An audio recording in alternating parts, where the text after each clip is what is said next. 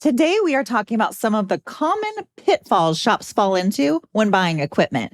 And also, when you're buying equipment, what are some of the questions that you should make sure that you are asking? In order to find out, you're going to have to stay tuned. Welcome to Body Bangin', your podcast for all things body. Auto body, that is. And now, introducing Body Bangin's host, Mickey Woods of Mickey Woods Marketing. Mickey is a former auto collision center owner and is now a marketing and business development expert to shops across the globe.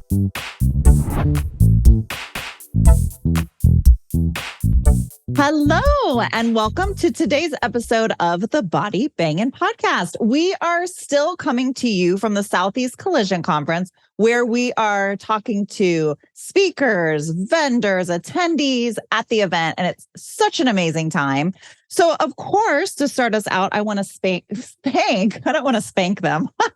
I want to thank them. Thank my sponsor, Lombard Equipment. Oh, wait a minute. That's who I have on the podcast today. Hello, guys. How you doing? Great. So we have Kevin Lombard and Dave Karen from Lombard Equipment. They're sponsoring this series of the Southeast Collision Body Bangin' Style. And we are so thankful for their sponsorship and thankful for all they do in our industry. So welcome. Thank you. Thank you for having us, Mickey. Glad to be here. Yes. So I was asking the boys here, because we were talking about equipment and how expensive equipment is. And Kevin made a good point that, we're talking about capital equipment. These are major investments for your business. So I was asking them, and I'm going to let them answer now. And feel free, both of you guys, to chime in. What are some of the common pitfalls you see that you want to warn shops about when it comes to buying this type of equipment? I'll start, and then Dave, you can help me with it. But the number one thing that is that it's not the type of a product to buy online from somebody. You can use that to do your homework and your research, but you really need to, when it comes to MIG welders, frame machines, measuring systems, even something as simple as a glue pulling system, you should really talk to somebody and find out, how do you use this? How do my techs use it? What's the proper care for the tool? What are the do's and don'ts? What could damage the vehicle that we're using the tool on, or what could damage the tool? And even the companies, Mickey, that say, oh, we have videos you can watch. We've been doing training, personally involved with it, for 45 years. And to get technicians involved in sitting, just to get body shop technicians, and get them to sit in a classroom and train them is very tricky. Yeah. Oh, yeah. Because they're hands-on, real world. They're technicians. They're artists. They take something that's like this and they straighten and make it beautiful.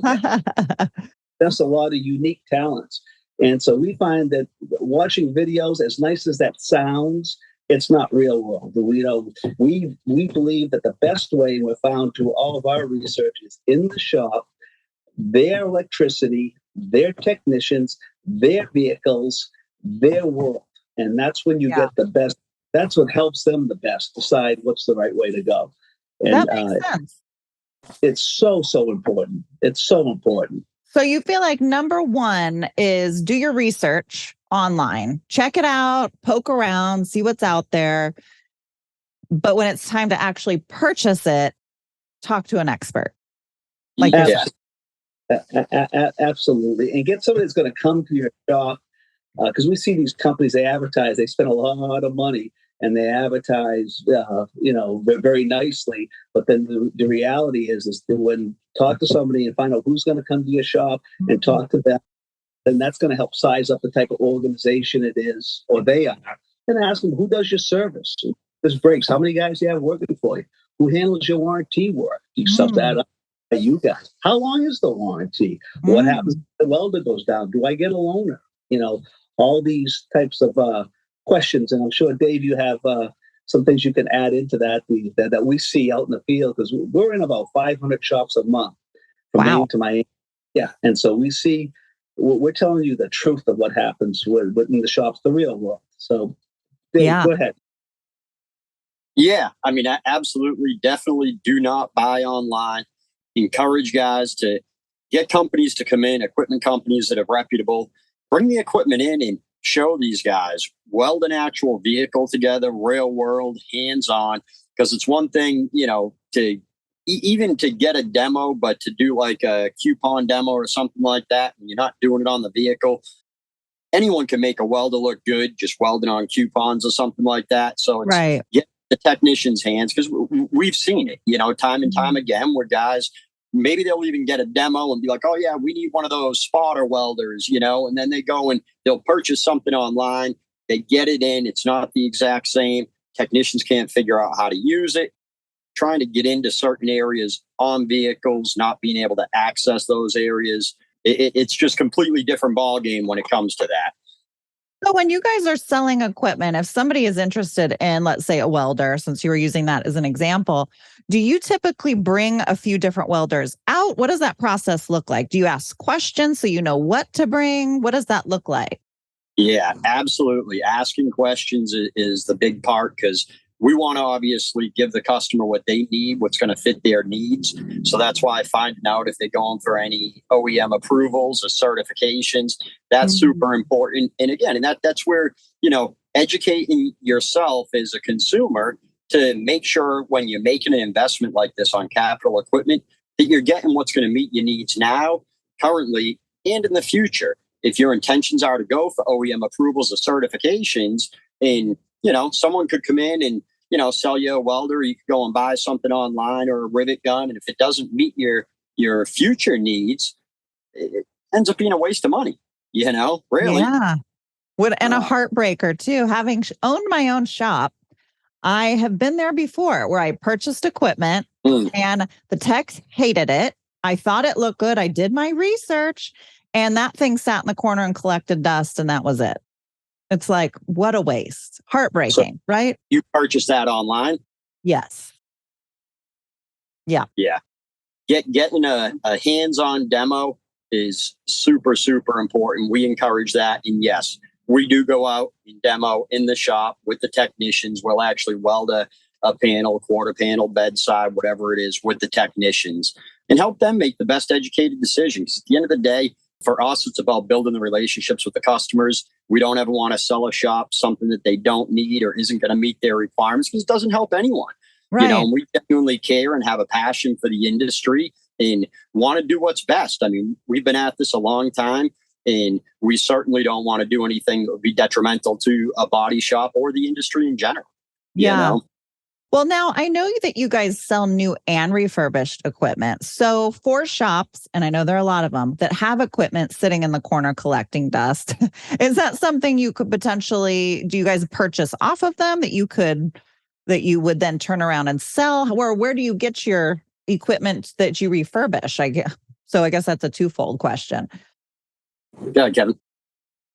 Yeah, it actually comes sometimes, Mickey, from a customer will purchase something that he bought, he either got a good deal on it and it wasn't what they thought. Right. And so we'll try to help them out of that. Depending on the product, we will at least sometimes maybe help. We'll advertise it for them, and then if we find looking for that, we'll put them in contact with that shop to help them get out of that. Nice. If it's not, we can service and we can get parts readily available for it. So we'll do that with them, or something that we can service. We'll take it and trade, and then we'll refurbish it, and then bring that to somebody else. And so many times we've had guys that were just you have to crawl before you can walk. So they were just either just getting into it or needed to buy several pieces. So we would sell them a refurbished piece, which they would buy from us to save money, and maybe they can get two pieces that they needed to start out with. And then once they get going a year or two later, we'll actually take it back and trade, so they get the one that they actually wanted to begin with. And we're more than 50 trade-ins. So it's we really do, like Dave said, we are all about the customer. And we really are. Everybody says that, but so much, even in today's world, customer service. I travel a lot, and I see big corporations, that sometimes the service of the customers is just becoming so minuscule. It's just crazy. I know. It really is.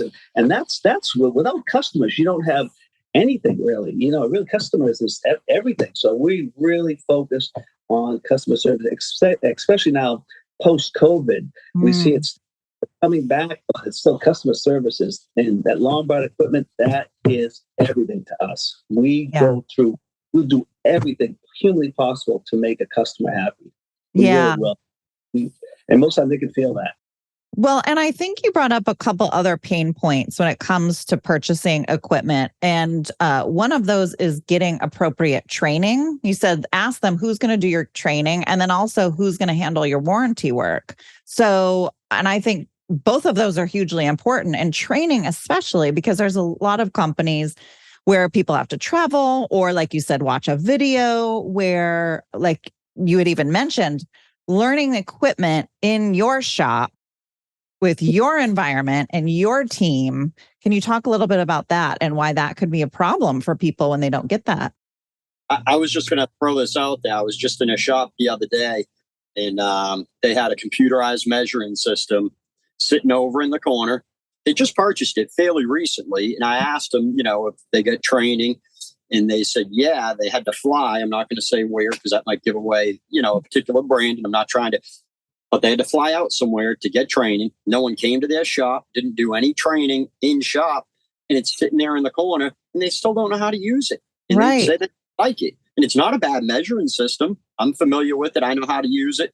But it's just, we see that a lot with equipment in general, whether or not they purchase online or they, purchase from a company that just comes out, sets up the equipment, might show them one time, and then there's no service after the sale.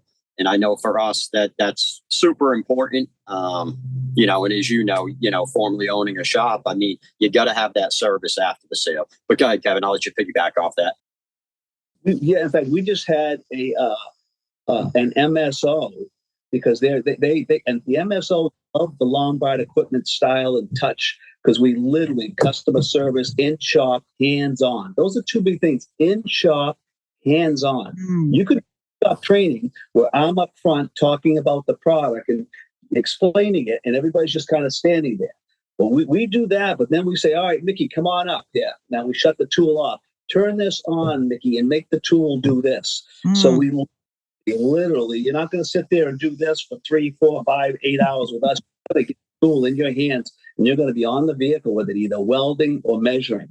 So we just have to know that dropped us and went a different route because of price. Well,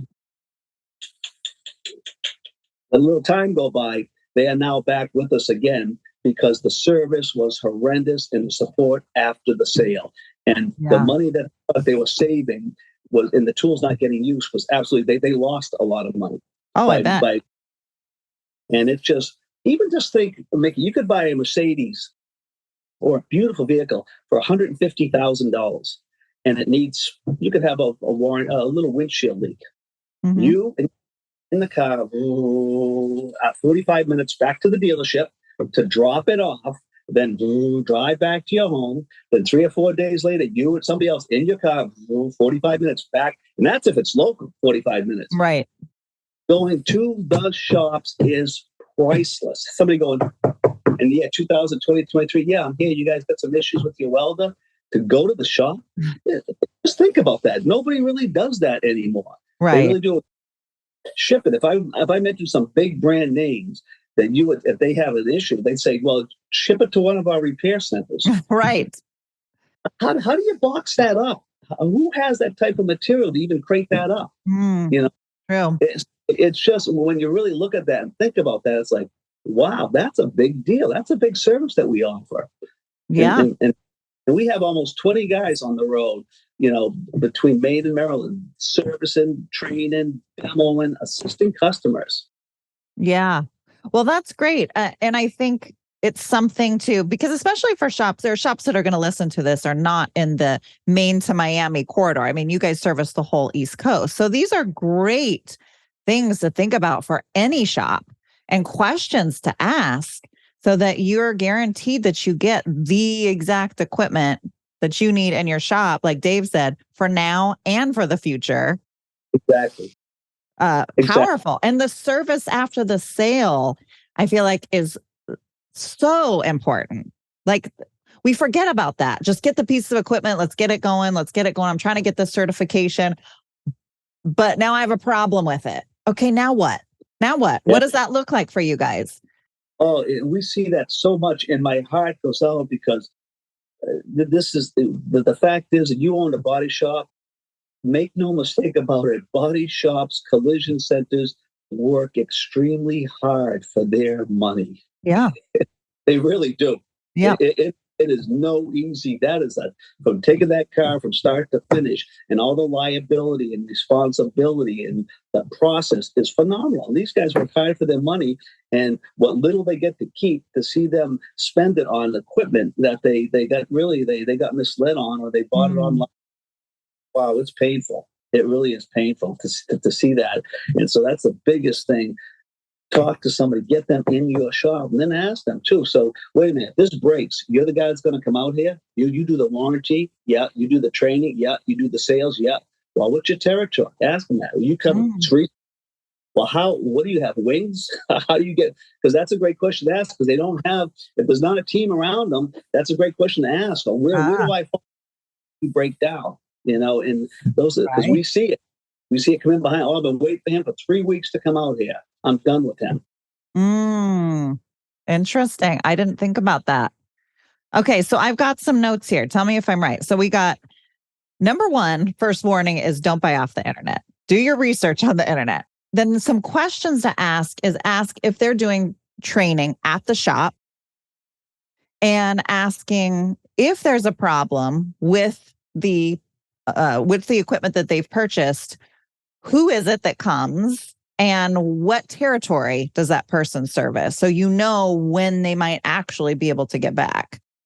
Real world, yes. And also to the training too, Mickey, add hands-on. Because some guys equipment and they're not technicians. So they can explain to you how to use it, but actually applying it to the vehicle, that's a whole nother skill level. Totally. Yes. So you want hands-on in-shop training. Yes. Okay. So, and I was going to ask you guys what differentiates you from other companies. And I feel like we answered those as we went through this, right? And the customer service piece being huge, and knowing what I know about you and working the industry for as long as I have, I see from my perspective, one of the biggest things that differentiates you guys, and you can tell me what you think, but I think the biggest thing for you is being there for your customers. Morning, noon, and night, you are there. What do you need? How can we help you? Whether that's a phone call, whether that's coming out there, I need to talk to you. An actual person answers the phone. It's not a voicemail. I have to go through 10 different extensions. For me, I see that for you guys being a huge differentiator. What do you feel is your biggest? I know you have a lot, but what do you feel like would be your top? I would probably just say our morals and values as people and as a company.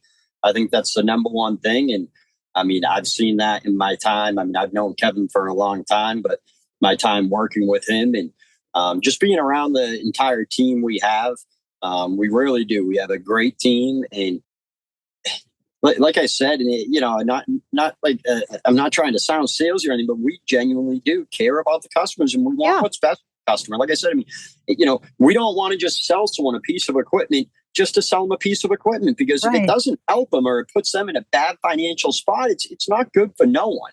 And we genuinely believe that in our heart, and we always want to do what's best for the customer. We'll never sell our soul for money. And to me, I think that's one of the biggest things for us. I mean, that's what it starts with. Right. And obviously, because of our morals and values, that trickles down to the level of service we provide. I mean, great point. I'm in a motorcycle shop, so I understand when you have a problem or an issue, you want to be able to get that support. And, we pride ourselves on that. We really do. And I mean, I've driven, 12 hours each way before to go take care of a customer because they were down. And,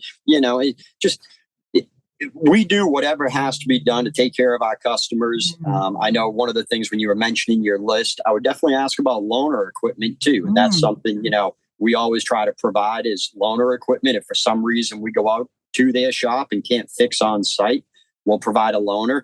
But that's important. Yeah. These guys, they start using a spot welder and all of a sudden it breaks down. They don't want to go back to plug welding. Or if they're in the middle of doing a aluminum repair job using a self-piercing rivet gun, they don't have another means to be able to do that proper if that breaks. Right. So what? They got to ship that out and wait 2 months. And what about that vehicle sitting there? Who handles that? Who takes care of it? You know? Yeah. Very good point. I know I went a little off track there, but go ahead, Kevin. What do you think? No, that was great. That's probably it. And this big sound. I mean, I'm a Christian, and it's ironically almost everybody in the company is. But and just we have, not that we don't have our idiosyncrasies. We're still human beings, but down deep at the end of the day, we care. And I am so grateful and blessed to have the people around me that really care, because I can't do it all myself. And we're hardworking, we're honest, and we try to do, we believe that if we help the customers get what they want and need, then we'll be taken care of. And that's what we've been doing for 30 something years, and it still keeps working. And we just paid the taxes, so we'll be here for at least one more year. Well, I think this was super educational for shop owners and managers. Really, really, for anybody out there listening, super, super valuable, super helpful. Obviously, if you're on the East Coast and looking for equipment, you know who to call. Now they've got a guy. They've got a few, right? And even if they didn't, if they just wanted to talk to us to say, hey, here's where my shop is, what would you do? What would you recommend? We might be able to say, we might, number one, have something refurbished that we could sell them, or still, we might be able to at least point them in the right direction. Right. Ask a bunch of questions. That's what we do. We always ask questions, gather information, then we can help them, steer them in the right direction. Yeah, I love that. We love the opportunity for that. Yeah. Before I take us out of here, I just want to let everybody know I'll have Lombard Equipment's information in the description notes. So if you guys do want to reach out to Dave or Kevin, they would love it. Obviously, they're super helpful guys. They're in this industry to help people, which I love, because that's my passion. That's where my heart is. And I love you guys for it. So thankful for people like you guys in the industry. So anyway, all their contact information will be in the show notes. And is there anything else you guys want to say before we kick everybody out of here? Yeah, I have one thing I would recommend. If they're not in an association, to get in an association and rub elbows with other educated people. And even myself, running a company for almost 33 years now, I still go get coached by people smarter than me and help me grow. And so I recommend getting an association. There's a lot of them around. And what is that? FCRS? Is it the CRS? Yeah, that's even like, because in some of the territories, if you don't have one, they're national. Yes. And they'll help you. If you're struggling in your business, they'll help you, tell you what you can do to make things better, so you can make more money, get better people, keep those people, be more profitable, do a better repair. It's win-win across the board, but you need to be around people like that, and they'll help you grow your company and change and lead a better life. Yeah, 100%. I'm in total agreement with that. Dave, anything you wanted to say? I know right now, I think a lot of body shops are having challenges finding good help. There's definitely a big technician shortage. One of the things I would recommend is, if they've made any investments in capital equipment, use that to your advantage and advertise that, because any good technician that has worked at a shop that has some of that good equipment isn't going to go work for a shop that doesn't have that. So if you have made those investments, or if you're on the fence on making the investments, but you need technicians, that could potentially help put you over the edge to get some of those good technicians that you're trying to recruit. Yeah, that is a really good point. That is a good point, especially with all the certifications and the good technicians. Everybody's fighting over them. They're out there. The good technicians, they are out there. Yeah. They're out. They really are. And like Dave was just getting ready to say, if I'm working in let's say the lumberjack industry, and you're cutting wood, I'm still with an axe, and all my buddies are using chainsaws. Well, guess where I'm going? Right. The chainsaws and newer tools. And even with the latest and greatest tools that we have, repairing these new vehicles is a lot of work. It's a lot of skill. Yeah. They're very technical, and you need the tools. Even with the tools, it's still work. So if they don't have the tools, like our slogan says, even though you may not have purchased one of our unique collision repair systems, you're still paying for it in wasted time. Oh, that's a good one. I like that. Say that one more time. Even if you have not purchased one of our unique collision repair systems, you are still paying for it in wasted time. I like that. I think we needed to hear that again. We forget. Oftentimes we forget the cost beyond monetary. Oh, right. And that's what Dave was saying too. The good technicians, they're not going to work with outdated, obsolete equipment. They're just not going to do that. Right. And since you're already paying for it in the wasted time, get it and help get the good technicians to come join your team. Yeah. And be more efficient with what you're doing. I love it. Absolutely. Well, Lombard Equipment, so thankful for you guys, for you who you are, for sponsoring this series of the podcast. They've been in business for over 30 years, since 1991, and serving Maine to Miami, the East Coast, selling new and refurbished equipment. I know I have a list of all this fantastic stuff about you guys. So you know who to call if you need somebody. And even if you're not in their area, they would love to talk to you and help you guys out. They're those kinds of guys. So awesome. Well, thank you guys for coming on and talking with me today. And thank you all for listening to this episode of the Body Bangin' Podcast. Make sure you stay tuned because we're talking with all kinds of people from the Southeast Collision Conference. We'll see you next time. Bye. Bye. Thank you. Thank you. If you enjoyed today's show, make sure you hit the subscribe button. We have some incredible topics and guests coming your way you will not want to miss. If you are watching on YouTube and don't want to miss the latest and greatest, you'll want to hit the bell after subscribing, so you will get a pop-up each time a video podcast goes live. To our devoted fans, would you mind paying it forward and sharing this little gem with someone else you think may benefit from it? Much love from all of us here at Body Bangin', all things auto body.